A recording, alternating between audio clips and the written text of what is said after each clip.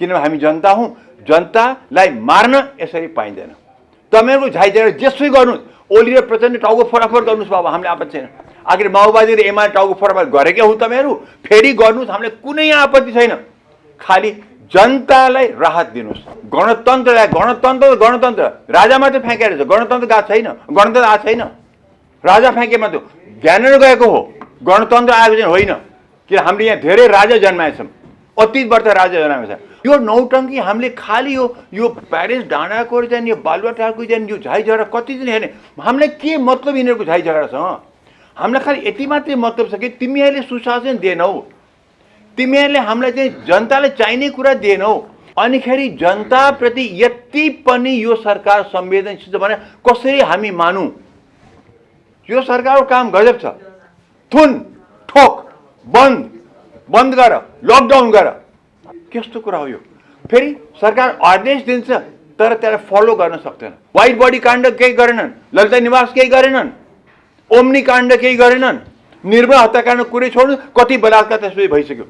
हुन त हरेक बलात्कार सरकार रोक्न सक्दैन, तर दण्ड दिएको भए त कमसेकम चाहिँ एउटा उ त हुन्थ्यो, उनीहरू कमसेकम उनलाई चाहिँ रोकथाम त हुन्थ्यो। हाम्रो जनताको चासोको विषयमा काम गरिदेऊ न हे सरकार, हे कम्युनिस्ट पार्टी। 2/3 मत पाएको तिमीहरूले के गरेका छौ हाम्रो लागि? नथिङ।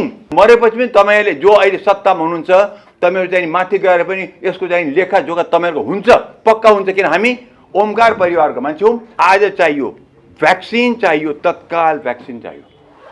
कोरोनाको लागि भ्याक्सिन दिन सक्नु भएन भनेदेखि हामी अर्को चाहिँ नि हाम्रो फेज आउन सक्छ यहाँ, त्यो पनि हामी डरलाग्दो अवस्था हुनसक्छ।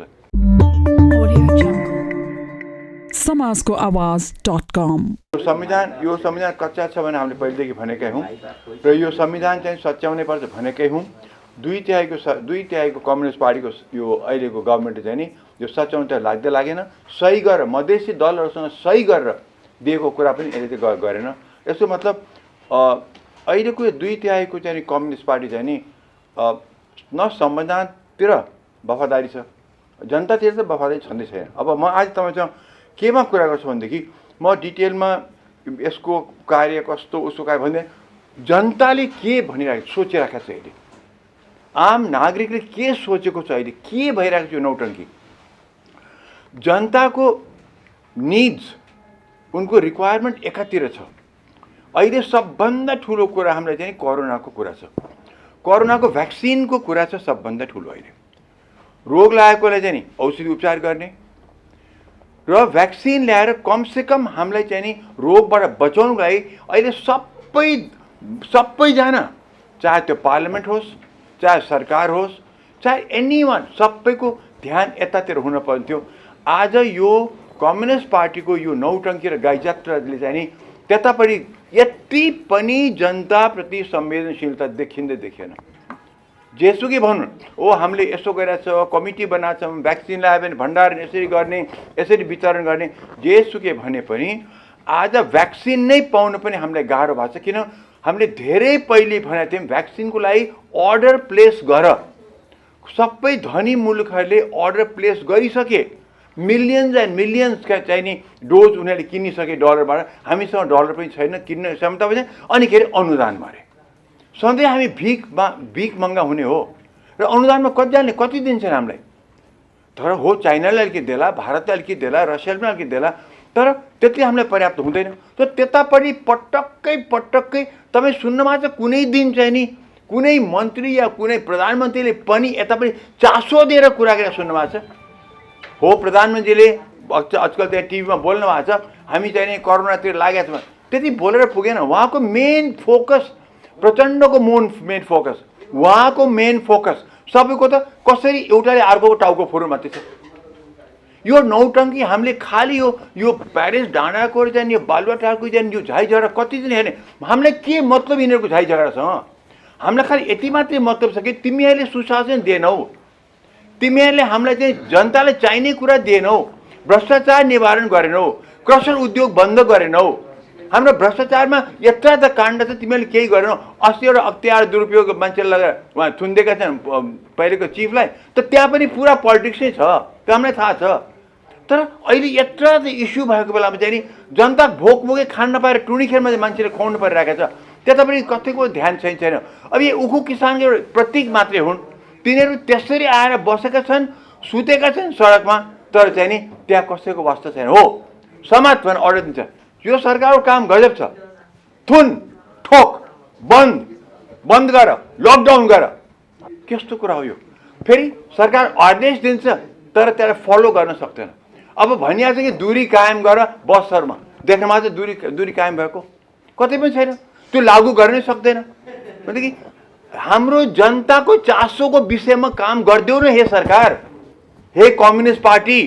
2/3 मत पाएको तिमीहरूले के गरेका छौ हाम्रो लागि? नथिङ।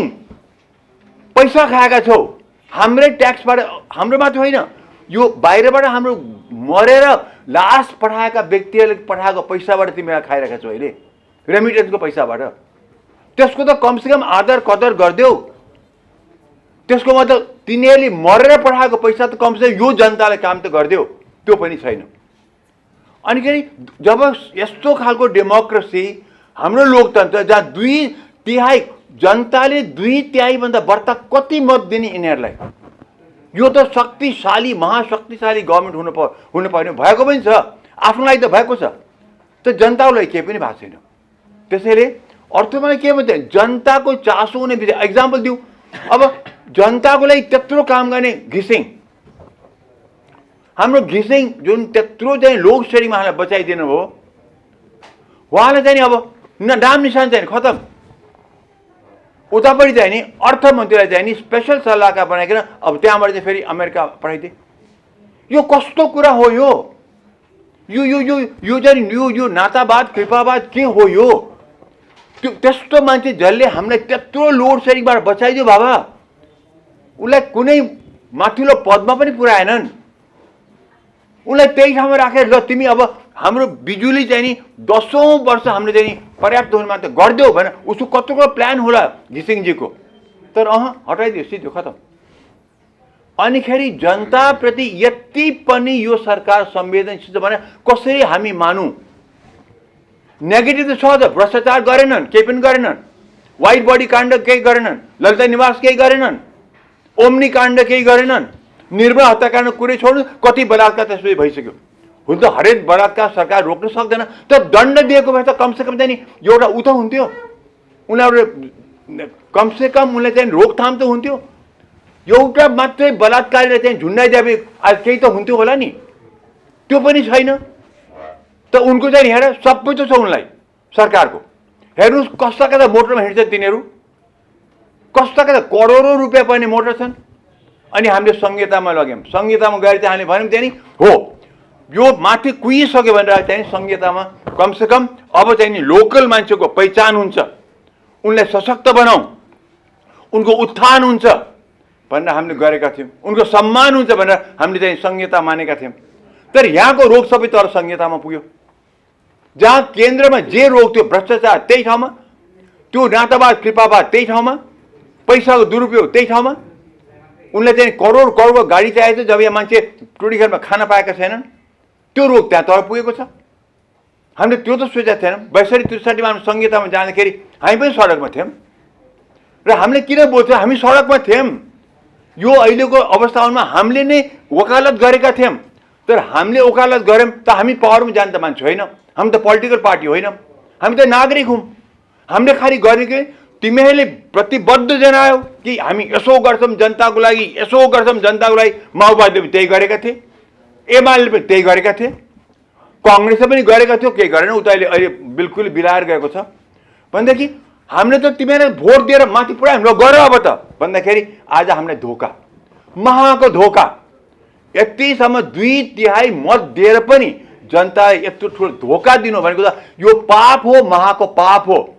यस्तो पछि गएर मरेपछि पनि तपाईँहरूले जो अहिले सत्तामा हुनुहुन्छ तपाईँहरू चाहिँ माथि गएर पनि यसको चाहिँ लेखाजोखा तपाईँहरूको हुन्छ, पक्का हुन्छ। किन हामी ओमकार परिवारको मान्छे हौँ, हामी विश्वास गर्छौँ माथि पनि गएर तपाईँहरूमा चाहिँ जजमेन्ट हुन्छ। यहाँ तपाईँलाई सायद सुप्रिम कोर्ट जजमेन्ट दिन नसक्ला, तर माथि तपाईँको चाहिँ जजमेन्ट चाहिँ हुन्छ भयो, किनभने जनताले तपाईँहरूले एक प्रकारले मार्नु भएको छ। नत्र के भन्ने त कोरोनामा मान्छे मरेछन्, भिरमा मान्छे कति विस्थापित भएको छ, पहिरो गएर त्यहाँ केही मतलब छैन, केही भएको छैन। भैँचालोको मान्छेलाई अहिलेसम्म घर बनाइदिएको छैन, बाढी पीडितलाई केही गरिदिएको छैन। भोका नाङ्गा जहाँ त्यहीँ छन्, हेर्नुहोस् त। अनि यो सबैको लागि हामीले चाहिँ यो गणतन्त्र राजा मात्रै फ्याँकेर छ, गणतन्त्र गएको छैन, गणतन्त्र आएको छैन, राजा फ्याँके मात्रै ज्ञानेर गएको हो, गणतन्त्र आएको चाहिँ होइन। किन हामीले यहाँ धेरै राजा जन्माएछौँ, अति वर्ष राजा जन्माएको छ। प्रेसिडेन्टले त यति पनि यो लोकतन्त्र प्रति माने उसले कुनै आस्था देखाएकै छैन।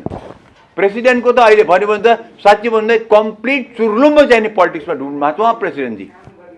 त्यसैले प्रेसिडेन्टको के कुरा गरौँ, माने भन्नै न, एउटा अध्यादेश जान्छ 1 मिनटमै ओके भएन आउँछ, त्यस्तो पनि कहीँ हुन्छ। कुनै के त्यहाँ त सल्लाहकार छन्, उनका कानुनी सल्लाहकार छन्, तिनीसँग सल्लाह पनि छैन, ठ्याक्क गरिदियो सिद्धियो, ओलीजी लग्नु चाहिँ आउँछ अध्यादेश। अब यस्तो पनि कहीँ हुन्छ। म भन्दिनँ कि ओलीजी राइट कि रङ, ओलीजी अध्यादेश ल्याउनु ठिक छ कि छैन, त्यो म के पनि बोल्दिनँ अहिले। नै मलाई मतलब छैन।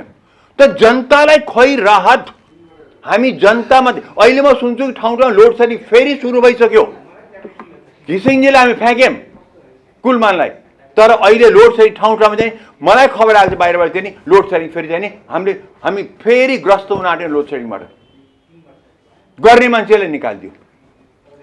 अनिखेरि यो चाहिँ नि यो सतीको शराब नभने के भन्ने, जो काबिल छ के भने भन्नुहोस् त। मलाई एउटा मात्रै कारण दिनुहोस्, गुलमान चाहिँ घिसिङलाई किन हटाइदियो? उनको टर्म सिध्यो, मलाई माने, टर्म त धेरैजनाको सिद्धिन्छ, तर पढाइ पनि ल्याउनु पनि पर्छ नि त। अनि न त अर्थमन्त्रीलाई किन विशेष सल्लाहकार पनि ल्याएको छ त? त्यस्तो विधि एकदम चाहिएकै त होइन नि थियो नि। उहाँले कोही चमत्कार गरे, कुलमान सिंहले त घिसिङले चमत्कार गरेकै थियो भने उसलाई के कारण फेरि नल्याएको भन्नुहोस् त मलाई। त्यसैले हामी बिल्कुलै हामी चौपट अवस्थामा छौँ। यसको जवाबदेही हो तपाईँले अनेक तर्क दिनुहोला, हामीलाई तर्क दिनुहोला। तर हामीलाई आज चाहियो भ्याक्सिन, चाहियो तत्काल भ्याक्सिन चाहियो। कोरोनाको लागि भ्याक्सिन दिन सक्नु भएन भनेदेखि हामी अर्को चाहिँ नि हाम्रो फेज आउन सक्छ यहाँ, त्यो पनि हामी डरलाग्दो अवस्था हुनसक्छ, त्यो पनि विचार गरौँ। र कमसेकम हे बाबा अलिकति त जनताको सेवक बनिदियो बाबा, तपाईँहरू अलिकति सेवक बनिदिनुहोस्, जनताको चाहिँ माथि राज्य नगर्नुहोस् तपाईँहरू। तपाईँले जनताको लागि हे जो पार्लियामेन्ट त रबस्टा खोइ पार्लियामेन्ट छैन, कतै छैन पार्लियामेन्ट। हामीले यत्रो हात्ती पार्लियामेन्ट बनाएका छौँ, कहाँ छ पार्लियामेन्ट? पार्लियामेन्टका व्यक्तिहरू गएर आफ्नो एरियामा गएर कोरोनाको लागि चाहिँ कमसेकम जनताले राहत दिने काम गरेर कहीँ देख्न भएको छ कसैले? छैन नि, छैन। पार्लियामेन्ट कहाँ छ? काङ्ग्रेस पार्टी त कुरै नगर्छ, कता हो कता, प्रतिपक्ष नै छैन। अब सत्ता पक्ष 2/3 लिएर बसेको छ, प्रतिपक्ष छँदै छैन। अनि हामीले नचिच्याए कसले चिच्याउनु त? अनि के चाहिँ नि हामी चिच्याएपछि हामी चाहिँ नि नेचुरली दुश्मन बन्छौँ, र दुश्मन त हामी बन्छौँ, किनभने हामी जनता हौँ। जनतालाई मार्न यसरी पाइँदैन। तपाईँहरूको झाइझगडा जेसै गर्नुहोस्, ओली र प्रचण्ड टाउको फराफर गर्नुहोस् बाबा, हामीले आपत्ति छैन। आखिर माओवादी र एमाले टाउको फराफर गरेकै हो तपाईँहरू, फेरि गर्नुहोस्, हामीलाई कुनै आपत्ति छैन। खालि जनतालाई राहत दिनुहोस्, द्याट्स अल। जनता राहत दिन चाहन्छ तपाईँ लागिदिनुहोस्, हामीलाई कुनै तपाईँहरूसँग तर्क विचार गर्नु छैन। कसले कति घुस खाए पनि मलाई अहिले मतलब छैन। जनतालाई के दिनु हो त्यति हो, यति मात्रैमा जवाब दिनुहोस्। Thank you. यो कुरा अघि भट्टराईजीले भन्नुभयो, यो संविधानको चाहिँ नि जिम्मा कसले लिने र संविधानभित्रबाट कसले चल्ने भन्ने कुरा उठाउनु भयो नि। मैले पहिलेदेखि भन्दै आएको छु, र मैले मात्र होइन, माने यो मुलुकमा चाहे महिला होस्, चाहे चाहिँ दलित होस्, चाहे चाहिँ मधेसी होस्, चाहे अपाङ्ग होस्, जो घाइते हुन्, सबैले चाहिँ नि यो संविधान कच्चा छ भनिसकेको छ। त्यो संविधान सच्याउन हामी जानैपर्छ, तर यो 2/3 पार्लियामेन्टले सच्याउनेतर्फ गएकै छैन। जान पर्यो कि यो किसिमको पार्लियामेन्ट्री सिस्टम अफ डेमोक्रेसी हामी नेपाल सुहाएकै छैन। हामीले 7 सालदेखि ट्राई गऱ्यौँ, टाइममा ब्रेक किन भयो भनेदेखि यो हामीलाई सुहाएन। यो हामीलाई व्यवस्था कम्प्लिटली यो संविधानमा, तर डेमोक्रेसी भित्रबाट चाहियो। डेमोक्रेसी बाहिरबाट गएर चाहिँ नि फेरि अधिनायकवाद हुन्छ।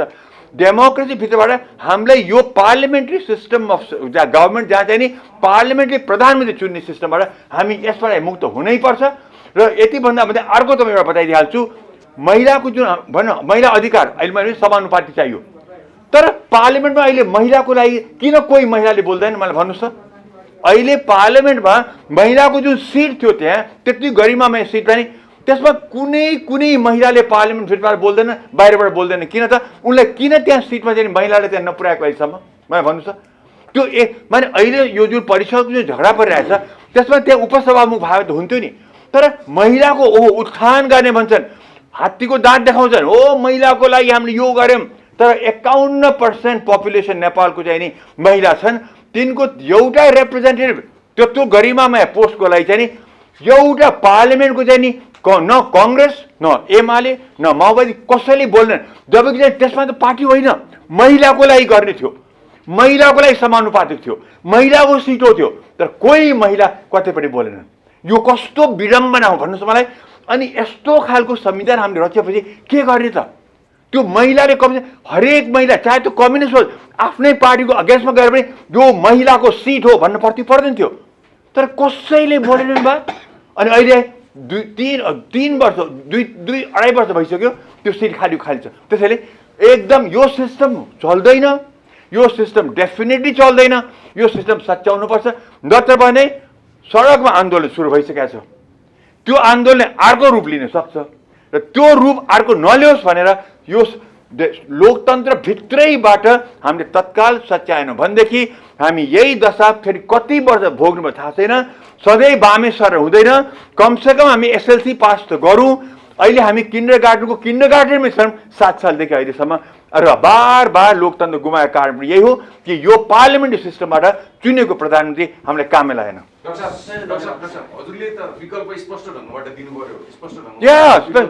भने नि तपाईँलाई